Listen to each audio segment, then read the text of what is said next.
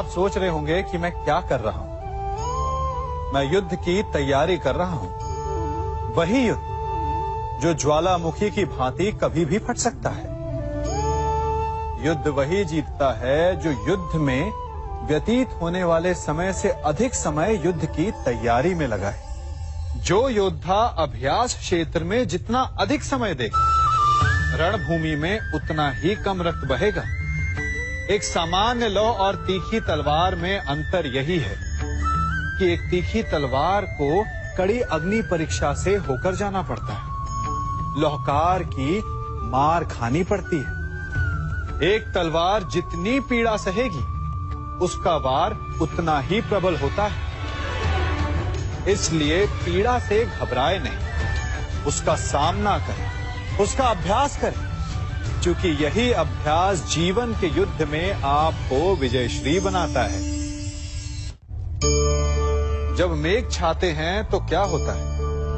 अंधकार छा जाता है। मेघ गरजते हैं, बिजलियां कड़कती हैं, वर्षा होती है। सभी पशु अपने आश्रय स्थल पर जाकर छिप जाते हैं। मनुष्य अपने घरों की ओर दौड़ते हैं और सभी पक्षी अपने घोंसलों में जाकर छिप जाते हैं। परंतु एक जीव है जो गरजते मेघों को, कड़कती बिजलियों को, भारी वर्षा को भी हरा देता है। वो जीव है बाज, क्योंकि वो समस्या की जड़ों से ऊपर उड़ता है। वो गरजते मेघों से, कड़कती बिजलियों से, भारी वर्षा से, इन सब से ऊपर। यही अंतर है हारने वालों में और जीतने वालों में। ये युद्ध हार और जीत का नहीं, समस्या और सोच का है। यदि आप अपनी सोच को छोटी रखेंगे तो समस्या बड़ी हो जाएगी, और यदि आप अपनी सोच को बड़ी रखेंगे तो समस्या छोटी हो जाएगी। दो मनुष्यों के मध्य होता है, परंतु विजय सदैव एक ही मनुष्य को मिलती है। जबकि समान रूप से दोनों शक्तिशाली होते हैं, समान ज्ञान प्राप्त करते हैं। कारण, दो प्रकार के लोहे होते हैं, एक ठंडा, एक गर्म। कभी सोचा है? लोहकार लोहे को लोहे से ही काटता है, परंतु सदैव ठंडा लोहा ही गर्म लोहे को काट पाता है। और यही नीति मनुष्यों पर भी लागू होती है। जब युद्ध होता है तो जिसके मन में ईर्ष्या होती है, जलन होती है, आक्रोश होता है, वो गर्म लोहे के समान। और जिसका मन शांत होता है, जिसका मन संयम से बंधा होता है, वो ठंडे लोहे के समान है। और वही ईर्ष्या और द्वेष नामक गर्म लोहे को काट सकता है। इसलिए यदि जीवन के संग्राम में विजय प्राप्त करनी है तो अपने मन को शांत रखें, क्योंकि गर्म लोहे की भांति ईर्ष्या और क्रोध जैसे भाव को रखने वाला मनुष्य सदैव शांत स्वभाव के मनुष्य के समक्ष निर्बल है। शक्ति ईर्ष्या और क्रोध में नहीं, शांति और संयम में है। सभी बड़े सदा यही कहते आए कि यदि आगे बढ़ना है तो अपनों का साथ दो। सत्य कहते हैं, अपनों का साथ देना ही चाहिए, परंतु साथ देने से पूर्व ये अवश्य पहचान लेना चाहिए कि अपने हैं कौन। क्या अपने वही होते हैं जिनके साथ हमारा रक्त संबंध होता है, या अपने मित्र? अपने वो होते हैं जो हमें सद्कार्य के लिए प्रेरित करें, हमें आगे बढ़ाएं, हमारा साथ दें। और वो जिनका साथ देने से समाज का नाश, धर्म की हानि हो, वो सगे हो करके भी सगे नहीं होते।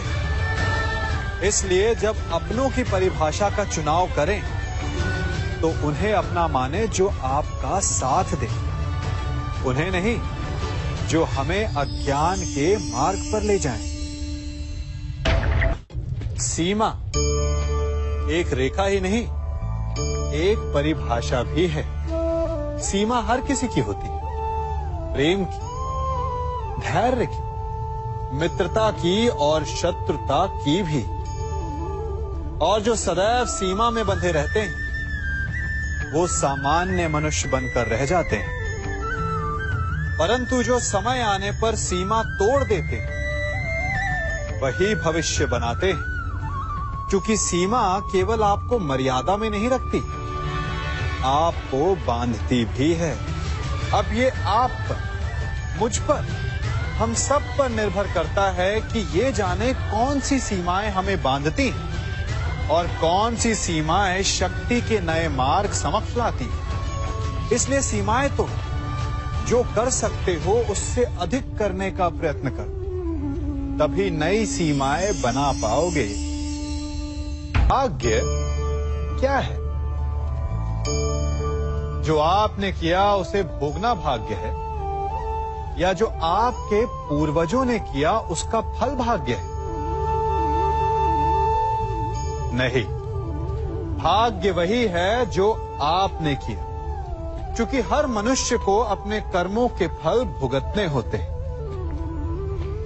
इसलिए यदि जीवन में कुछ भी करें तो उस पर अपनी दृष्टि अवश्य रखें, क्योंकि आपके एक कर्म का फल आपका भविष्य बदल सकता है।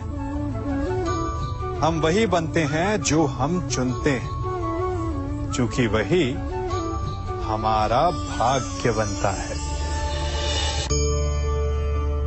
मनुष्य सुंदरता से आकर्षित होता है, उससे प्रेम करता है और असुंदर को देता है। ऐसा होता है ना? क्या आप ऐसा नहीं करते? करते हैं। तो सुंदर और असुंदर की परिभाषा क्या है? इस आकर्षण और विकर्षण का कारण क्या है? कभी सोचा है? कभी सोचा है कि जिससे आप प्रेम करते हैं, जिसके प्रति आप आकर्षित होते हैं, अचानक से उसके लिए मन में वितृष्णा आ जाती है, और जिसके प्रति घृणा होती उसके लिए एकाएक आपके मन में प्रेम उमड़ आता है। कारण है दृष्टिकोण।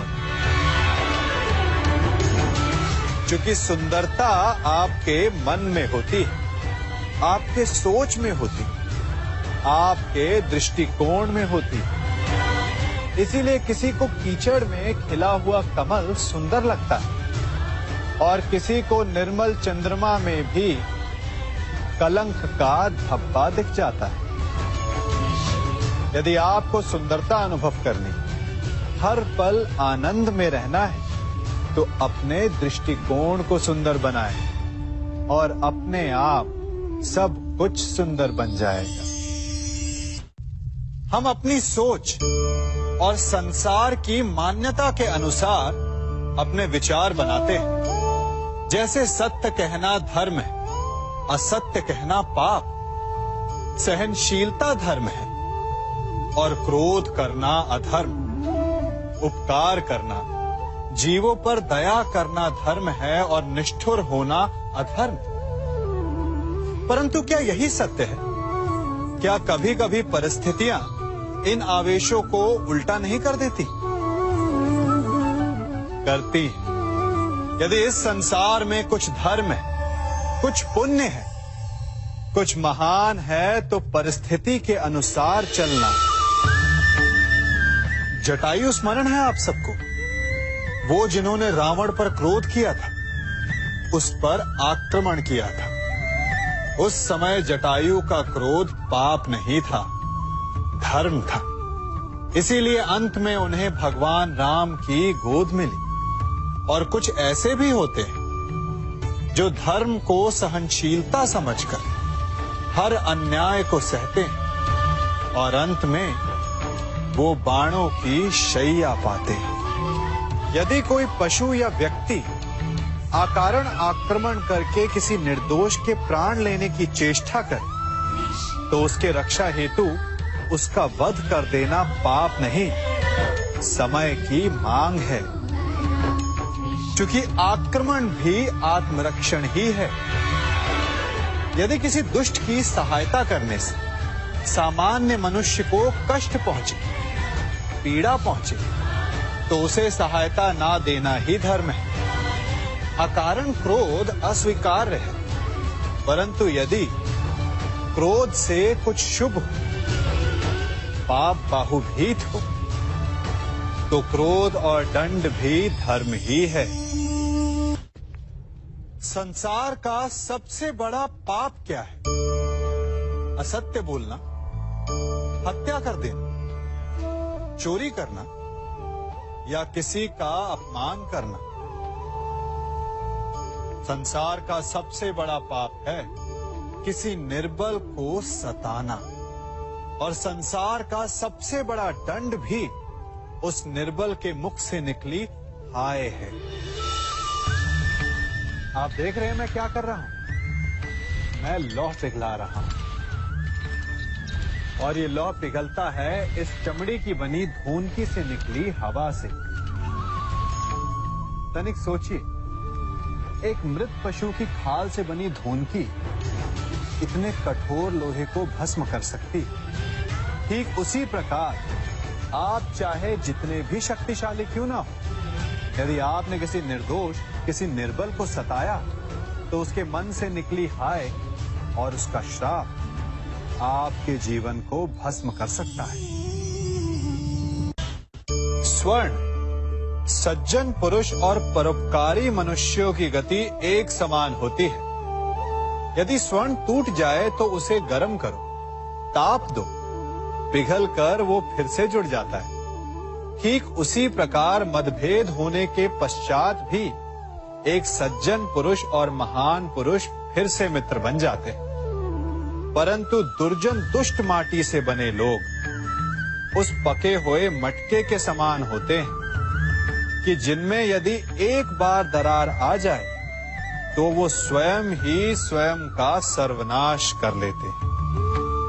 इसलिए मित्रता केवल सज्जनों से ही करें ताकि मतभेद ना हो। दुष्टों का समूह अपना नाश स्वयं ही कर लेता है। यदि कोयले की खान में जाओ तो चाहे जितनी भी सावधानी बरतो, अपने वस्त्रों पर कालिख लग ही जाती है। इसलिए दुष्ट मित्रों से सावधान। सज्जन शत्रु प्रत्येक परिस्थिति में श्रेष्ठ है। प्रत्येक मनुष्य सफलता पाने के लिए कार्य करता है। कुछ सफल होते हैं, कुछ नहीं होते, और जो सफल नहीं होते वो सदा अपनी असफलता का कारण या तो अपनी परिस्थितियों को बताते हैं या अपने सहयोगियों को दोषी ठहराते हैं। परंतु क्या वास्तविकता में ऐसा ही होता है? क्या कोई परिस्थिति या कोई व्यक्ति किसी की असफलता का कारण बन सकते हैं? उत्तर हां भी है और ना भी। कैसे? आप इस तितली को देख रहे हैं? आपने एक मक्खी को भी देखा होगा। प्रकृति ने दोनों को समान गुण दिए हैं रस पान करने का। एक तितली फूलों पर जाकर उसका रस लेती और इस अवस्था में नए फूल खिलने की व्यवस्था भी करती है। और मक्खी घाव पर बैठती है, घाव को सड़ाती है और रोग भी फैलाती है। यदि इसमें किसी बात का अंतर है तो केवल सोच का। यदि आप उचित मार्ग चुनेंगे तो आपको सफलता मिलेगी, आप में उत्साह बढ़ेगा, और यदि आप अनुचित मार्ग चुनेंगे तो आपको असफलता मिलेगी, निराशा मिलेगी। अब उचित मार्ग चुनना है या अनुचित मार्ग, ये निर्णय तो आप पर निर्भर करता है। मनुष्य सदा भला बुरा, खरा खोटा, सत्य असत्य की बातें करता है। सत्य को अच्छा मानता है और असत्य को बुरा। परंतु क्या आपने कभी ये सोचा कि प्रत्येक वस्तु, प्रत्येक भाव का एक महत्व होता है? दोनों ही एक दूसरे के पूरक होते हैं। यदि काला रंग नहीं होगा तो क्या श्वेत रंग की आभा का अनुभव होगा? यदि असत्य नहीं होगा तो क्या सत्य के महत्ता का ज्ञान होगा? यदि बुरा नहीं होगा तो क्या भले पर आपको विश्वास होगा? कुछ महत्वपूर्ण है तो दोनों के मध्य का संतुलन। बुरी से बुरी वस्तु, समय या भाव, कोई ना कोई स्वयं में शुभ छिपाए रखती है। कभी काले गरजते मेघों को देखा है? उसके किनारे भी एक स्वर्णिम आभा होती है। उसी प्रकार यदि आपके जीवन में बुरा समय आए तो आपको अपने सच्चे मित्रों की पहचान हो जाती है। तो बुरे समय में निराश ना हो, उसमें भी कुछ शुभ खोजने का प्रयास करें और धीरे धीरे सब कुछ आपके जीवन में स्वतः शुभ हो जाएगा। संसार में सबसे महत्वपूर्ण क्या है? दृष्टि या दृष्टिकोण, समझ या सोच? सामान्यतः मनुष्य की दृष्टि और सोच में अधिकतर वो वस्तु, वो घटनाएं, वो भाव श्रेष्ठ हैं जो हमें आनंद दें, और जो हमें आनंद नहीं देते उन्हें हम दुखदाई मान लेते हैं। परंतु दृष्टिकोण और सोच को यदि एक भिन्न कोण से देखें तो परिस्थितियां भिन्न सिद्ध हो सकती हैं। जिस प्रकार भीषण गर्मी हमें सुहाती नहीं, परंतु वही गर्मी सागर और नदियों के जल को वाष्पित करती है और हमें मनोरम वर्षा का आनंद देती है, उसी प्रकार भीषण परिश्रम के पश्चात हमें सफलता मिलती है। शिक्षा के पश्चात हमें हमारा लक्ष्य मिलता है। तो सदा स्मरण रखिएगा कि दुख और पीड़ा से भागे नहीं, क्योंकि यही भविष्य में आने वाले सुख का मूल है। जब भी आपने यात्रा की होगी तो अवश्य अपने मार्ग के आसपास कुछ रिक्त स्थान देखे होंगे, कुछ खेत देखे होंगे, कोई ना कोई भूमि का टुकड़ा अवश्य देखा होगा। कुछ स्थान ऐसे होते हैं जहां पेड़ लगे होते हैं, जहां माली बड़े प्रेम से उन्हें बोता है, उन्हें सींचता है। और कुछ स्थान ऐसे भी होते हैं जहां बिना माली के खरपतवार उग जाते हैं, कुछ अन्य पौधे उग जाते हैं। माली द्वारा उगाए वृक्ष हमें ठंडी छाया देते हैं, हमें फल देते हैं, ईंधन के लिए लकड़ियां देते हैं। और बिना परिश्रम के उपजित खरपतवार यदि कुछ करते हैं तो ये कि वो भूमि को बंजर बनाते हैं। हमारा मन भी रिक्त भूमि की भांति होता है। यदि अपने परिश्रम से उसमें सुविचारों के बीज डालोगे तो फलदायक विचार उपजेंगे, और यदि उसे रिक्त छोड़ दिया तो खरपतवार की भांति अनुपयोगी विचार आपके मन को अपना घर बना लेंगे, आपके मन को मैला कर देंगे, उसे बंजर कर देंगे। अब निर्णय आपका है कि आपको सुविचार देने वाला मन चाहिए या कुंठा देने वाला। जल प्रकृति को इस संसार की सबसे अनूठी देन है। वो महासागर में भी मिलता है और मीठे तालाब में भी, वो पवित्र गंगा में भी होता है और दुर्गंध आती नाली में भी। हम तालाब और नदी को सम्मान इसलिए देते हैं क्योंकि उसका मीठा जल हमारी प्यास बुझाता है। परंतु सागर का जल पीने योग्य नहीं होता, इसीलिए कभी कभी हम उसे उतना महत्व नहीं देते और नाली के जल को हम हे दृष्टि से देखते हैं। तो क्या ये उचित है?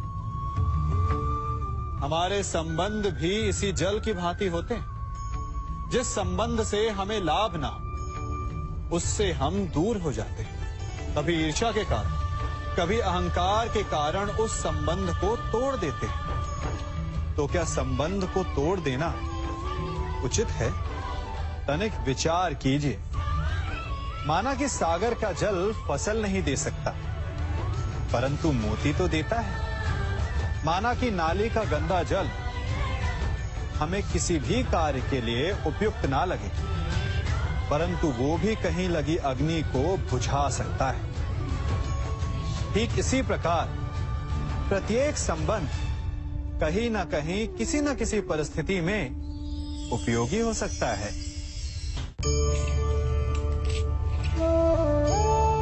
बड़ी विकट समस्या है। मुझे स्मरण ही नहीं हो रहा कि इस गुच्छे की कौन सी चाबी इस ताले को खोले। बड़ी देर से प्रयास कर रहा हूं, परंतु ये ताला खुल ही नहीं रहा।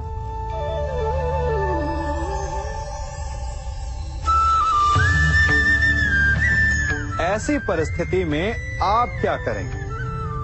अधिकतर लोग ऐसी परिस्थिति में अपनी आशा खो बैठते हैं। उन्हें लगता है कि चाबी खो गई।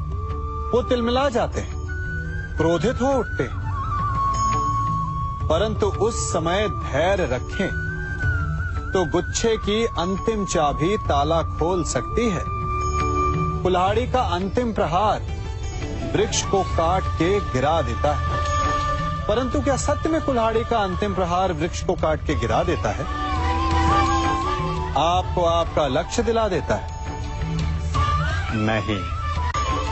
आपका निरंतर प्रयत्न ही आपको सफलता दिलाता है। जब आपका मन निराश है तो अपने कार्य में दुगनी उत्साह से जुट जाइए, क्योंकि अनावरत बहता जल ही कठोर चट्टान को काट सकता है। सफलता का मूल है परिश्रम, प्रयास और आशा।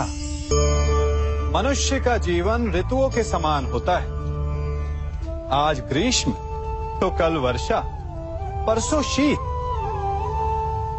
तनिक संकट आया तो हम संयम खो बैठते हैं। तनिक ऋतु बदली तो हम अधीर हो जाते हैं। अपने आक्रोश में, अपने क्रोध में हम उनसे ही संबंध बिगाड़ लेते हैं जो हमारे अपने होते हैं। क्यों ऐसा होता है ना? हमें लगता है कि हमारे अपने हैं, फिर से मना लेंगे। परंतु स्मरण रखिए, सदा ऐसा करना संभव नहीं होता। सागर की उछलती लहरों को तट सहता है, और यदि तट ही टूट जाए तो बाढ़ आ जाती। हमारे संबंध भी दूध की भांति होते हैं। दूध तपकर उबल सकता है, परंतु यदि उसमें खटास आ जाए तो वो फट भी जाते हैं। और फटे दूध को चाहे जितना मत लो, उसमें से माखन नहीं निकलेगा। इसीलिए अपने संबंधों को संभल कर निभाना चाहिए। मनुष्य की सबसे बड़ी दुर्बलता क्या होती है? सोचिए। धन, प्रेम, अहंकार। मनुष्य की सबसे बड़ी दुर्बलता होती है उसके रहस्य। चाहे आप कितने भी शक्तिशाली क्यों ना हो, कितने भी प्रबल क्यों ना हो, परंतु उसके रहस्य उसके नाश की चाबी होती है। इसलिए यदि प्रबल रहना है, शक्तिशाली रहना है, समर्थ रहना है, तो अपने रहस्य को किसी को भी ना बताएं, ना मित्र को और ना ही शत्रु को, क्योंकि समय पड़ने पर कब कौन शत्रु हो जाए ऐसा कहना संभव नहीं।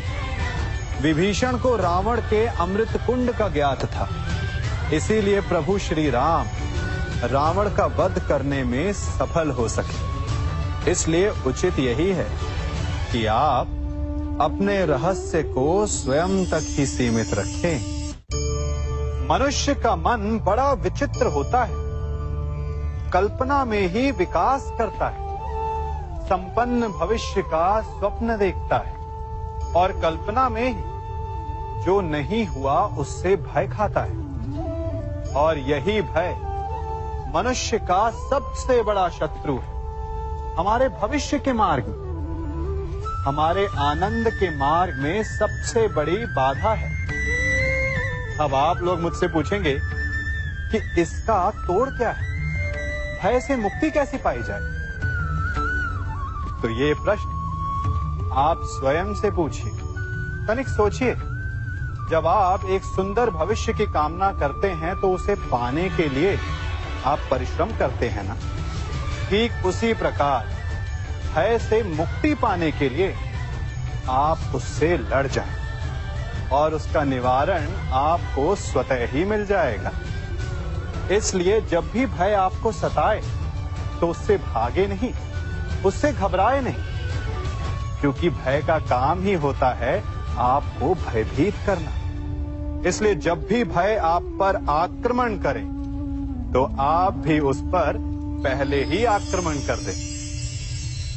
हम सब मित्रों के साथ रहना चाहते हैं, शत्रुओं से दूर रहना चाहते हैं। क्यों? क्योंकि हमें जीवन में आनंद पाना है, जीवन में आगे बढ़ना है, स्वयं को संपन्न देखना है। और यदि किसी से भी आप पूछेंगे कि जीवन में सफलता पाने के लिए सबसे अधिक आवश्यकता किसकी होती है, तो हर एक आपको लगभग एक ही उत्तर देगा। सफलता प्राप्त करने के लिए आपको सच्चे मित्रों की आवश्यकता होती है। परंतु यदि आपको और अधिक सफल होना है तो आपको केवल मित्रों की नहीं, शत्रु की अधिक आवश्यकता है। अब आप कहेंगे, ये मैंने कैसी बात कर दी? तनिक स्वयं सोचिए। जब भी संकट आता है तो मित्र क्या करते हैं? आपकी सहायता करने के लिए आपके साथ खड़े हो जाते हैं, और संकट के समय में शत्रु और बड़ा संकट बनकर हमारे समक्ष खड़े हो जाते हैं। मित्र हमें सहायता देते हैं, अपनी शक्ति देते हैं, परंतु शत्रु आपके भीतर छिपी शक्ति को बाहर लाता है, आपको और अधिक बलवान बनाता है। संगति या साथ, मित्र और साथी मनुष्य के व्यक्तित्व के लिए सबसे महत्वपूर्ण होते हैं। अब आप कहेंगे, ये कैसे? मनुष्य अवश्य अपने व्यक्तित्व के लिए उत्तरदायी होता है, परंतु मनुष्य संगति में ना चाहते हुए भी उसका व्यक्तित्व संगत की भांति हो जाता है। इन पात्रों को देख रहे हैं? मध्य में जल रखा है, इसमें दूध है और इसमें मलिन कीचड़ रखा है। यदि मैं इस जल को इस दूध में मिलाता हूं तो ये जल दूध बन जाता है, और यदि इसी जल को इस मलिन कीचड़ में मिलाता हूं तो क्या हुआ? ये जल कीचड़ बन गया। ऐसी कोई युक्ति नहीं कि जल बिना घुले मिले दूध या कीचड़ में अपना अस्तित्व बनाए रखे या उनसे अलग रहे। और ठीक ऐसा ही मनुष्य के जीवन में भी होता है। यदि एक गुणहीन व्यक्ति गुणवानों की संगत में बैठे तो उसे भी गुणवान समझा जाता है, सम्मान का पात्र समझा जाता है।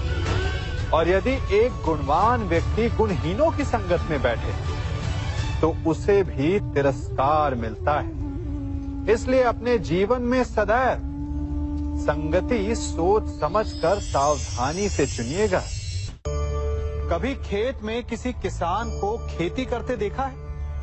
वो उसे सींचता है, उसे जोतता है, पशु पक्षियों से खेत की फसल की रक्षा करता है, परंतु एक बात का वो सबसे विशेष ध्यान रखता है कि कहीं खेत में खरपतवार ना उग जाए, क्योंकि एक खरपतवार खेत की सारी फसल को नष्ट कर सकती है।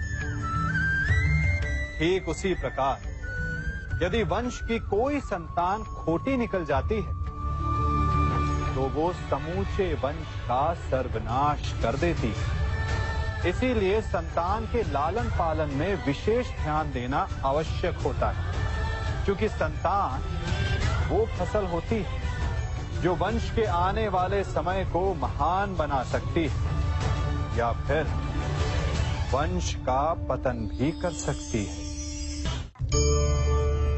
मनुष्य भी बड़ा विचित्र प्राणी है। अपनों से नीचे के स्तर के लोगों को वो हे दृष्टि से देखता है, उनका उपहास उड़ाता है, उनसे बार बार कहता है कि तुम्हारा कुछ नहीं हो सकता, तुम भविष्य में कुछ नहीं कर पाओगे। जब मनुष्य के पास धन, संपत्ति, मान होता है तो वो दूसरों का आदर नहीं करता, परंतु वो एक बात भूल जाता है कि उससे भी अधिक शक्तिशाली कोई अस्तित्व में है, और वो है समय। काल। काल अपना चक्र कब बदलेगा ये कोई नहीं जानता। समय अपनी करवट कब लेगा ये कोई नहीं जानता। कोयला भी समय के साथ साथ हीरे में परिवर्तित हो जाता है। इसलिए जीवन में कभी भी किसी का भी उपहास नहीं उड़ाना चाहिए। देख रहे हैं इसे? ये रेत है। कहा जाता है कि इसे आप मुट्ठी में बंद करके नहीं रख सकते। क्यों? क्या इसका स्वभाव ही ऐसा है, या हमारे हाथों में इतनी सक्षम शक्ति नहीं कि इसे मुट्ठी में बंद करके रख सके, या फिर इसका स्वरूप ही ऐसा है कि ये फिसल ही जाएगी। कदाचित इसीलिए कहा जाता है कि आप रेत को मुट्ठी में बंद करके नहीं रख सकते, परंतु मैं आपसे कहता हूं कि आप रेत को मुट्ठी में बंद करके रख सकते हैं। कैसे? इसका उत्तर है, यदि आपके हाथों में पसीना हो तो आप रेत को अपनी मुट्ठी में जकड़ सकते हो। और पसीना कैसे आता है? परिश्रम से, प्रयास से। तो यदि आप परिश्रम से निकले पसीने से आप रेत को मुट्ठी में बंद कर सकते हो, तो ऐसा क्या है जो आप जीवन में परिश्रम से पा नहीं सकते? मान, सम्मान, धन, संपत्ति, बल, ये सब परिश्रम की उत्पाद है। हम कौन हैं? हमारा अस्तित्व क्या है? हम क्या हैं और क्या बन सकते हैं? ये बड़ा विचित्र प्रश्न है, परंतु उतना ही महत्वपूर्ण भी। मनुष्य सदा अपने वर्तमान प्रारब्ध के लिए अपने अतीत को उत्तरदायी ठहराता है, अपने जन्म को, अपने परिवार को उत्तरदायी ठहराता है। परंतु तनिक सोचिए, एक कमल जो कीचड़ में खिलता है, वही कमल भगवान की मूरत पर शोभित होता है। एक कोयला जिसे कोई भी शीघ्र नहीं छूना चाहता, परंतु वही कोयला धरा का ताप और दबाव सहकर हीरे में परिवर्तित हो जाता है, और वही हीरा मस्तक पर सुशोभित होता है। तो इन उदाहरणों का निष्कर्ष क्या है? इन उदाहरणों का ये निष्कर्ष है कि उससे कोई अंतर नहीं पड़ता कि आपने जन्म कहां लिया। आपके कर्म आपका स्तर निर्धारित करते हैं। हमने कहां जन्म लिया ये हमारे नियंत्रण में नहीं था, परंतु हम कब और कहां अपने जीवन की अंतिम श्वास लेंगे ये अवश्य हमारे नियंत्रण में होता है। तो कर्म कीजिए, अपने जन्म की उलाहना मत दीजिए।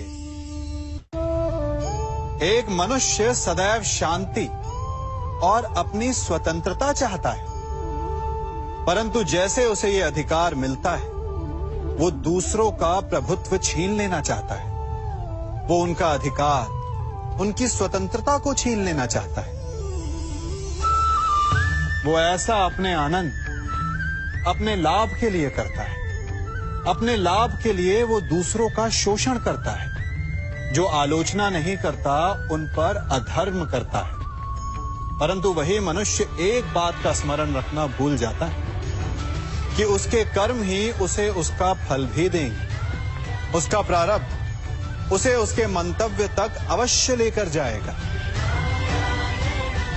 वर्षा का जल चाहे सागर में मिले या माटी में, परंतु समय के सूर्य की किरण उसी जल को वष्प में परिवर्तित भी कर देती है। इसीलिए किसी भी मनुष्य की विनम्रता का इतना अधिक लाभ ना उठाएं कि वो उग्र हो उठे। मैं क्या कर रहा हूं? मैं इस पौधे को सींच रहा हूं। आप भी ये कार्य प्रतिदिन करते हो। जब इस पौधे को जल देंगे तभी ये फलवित होगा, इसमें से फूल निकलेंगे, इसकी सुंदरता बढ़ेगी।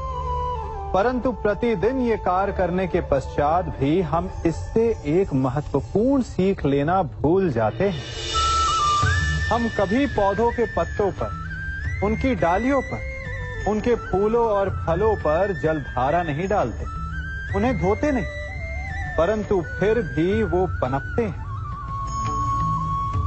यदि जल जड़ में जाए, वही सफलता का मूल है। यदि आप एक बार में अनेक कार्य करने जाएंगे, तो आपको एक कार्य में भी सफलता नहीं मिलेगी। परंतु यदि आप बुद्धिमता से, दृढ़ मन से एक कार्य साधेंगे, तो एकाएक स्वतः ही सारे कार्य सध जाएंगे। जो आपका मूल है, जहां से आपको सिंचाई मिल रही है, यदि आपने उसकी जड़ को छोड़ दिया, तो एक सूखे पौधे की भांति आप भी सूख कर गिर जाएंगे और अंततः अपना अस्तित्व खो बैठे। हमने एक बात अपने माता पिता, अपने बड़ों से, अपने बुजुर्गों से सुनी ही होगी कि संगति का प्रभाव मनुष्य पर पड़ता ही है। यदि वर्षा की एक बूंद सीप के मुख में जाए तो वो मोती बन जाती है, और यदि वही वर्षा की एक बूंद सर्प के मुख में जाए तो विष। तो क्या यही सत्य है? नहीं। आपने कभी चंदन के वृक्ष को देखा है? उस पर सर्प विचरण करते हैं, विषधर उससे लिपटे रहते हैं, परंतु फिर भी चंदन का वृक्ष विषैला नहीं होता। वो तब भी सुगंध देता है और पवित्र माना जाता है। तो इसका रहस्य क्या है कि वर्षा की बूंद पर संगति का प्रभाव पड़ता है और चंदन के वृक्ष पर नहीं? इसका रहस्य है आत्मबल। वर्षा की बूंद वातावरण के अनुसार स्वयं को बदल लेती है, इसीलिए उसकी संगति ही उसका प्रारब्ध बन जाती है। परंतु चंदन का वृक्ष अपना व्यक्तित्व, अपना गुण नहीं खोता। इसीलिए यदि आप में आत्मबल हो, आपका मन दृढ़ हो, तो बुरी से बुरी कुसंगति भी आपका कुछ नहीं बिगाड़ सकती। सिंह को जंगल का राजा कहते हैं। सभी पशु पक्षी उसका बल मानते हैं, उससे भयभीत रहते हैं। परंतु सिंह को भी अपने भोजन के लिए आखेट करना पड़ता है, घात लगानी पड़ती है, बड़ी दूर तक उसे अपने शिकार का पीछा करना पड़ता है, और तब जाकर उसे भोजन मिलता है। और कई बार उसके ये कठिन प्रयास भी असफल होते हैं। यदि सिंह ये सोचकर बैठ जाए कि मैं तो वन का राजा हूं, मेरा भोजन स्वयं मेरे मुख में आकर गिर जाए, तो वो भूखे मर जाएगा। क्या समझे? राजा हो या रंक, उद्यम सभी को करना पड़ता है, क्योंकि मेहनत, परिश्रम, यही तो सफलता की कुंजी है। यदि जल पाना है, तो कुआं खोदने में पसीना बहाना ही होगा। यदि सफलता पानी, तो रात दिन परिश्रम करना होगा। बिना परिश्रम के तो देवों को भी अमृत नहीं मिलता। इसलिए परिश्रम कीजिए, आज नहीं तो कल सफलता अवश्य मिलेगी। देख रहे हैं इसे? ये बड़ा भयंकर अस्त्र है। अब आप कहेंगे कि ये छोटी सी धातु भला किस काम की? आप चाहें तो इस धातु से वस्तुएं जोड़ लें, या फिर चोट भी खा सकते हैं। ये एक धातु लकड़ी के दो पट्टों को एक करके जोड़ सकती है, या फिर आपके शरीर में लग जाए या चुभ जाए तो आपको बहुत बड़ा घाव भी दे सकती है। इसलिए एक बात सदा स्मरण रखें, कोई भी वस्तु छोटी या बड़ी नहीं होती, सबका अपना महत्व होता है। यदि आपको स्वयं बड़ा बनना है तो कभी किसी को छोटा समझने की भूल ना करें। यदि छोटों का साथ लिया तो आप स्वयं बड़े बन जाएंगे, और यदि उनका तिरस्कार किया तो इस धातु की भांति चुपकर वो आपका मार्ग भी रोक सकते हैं।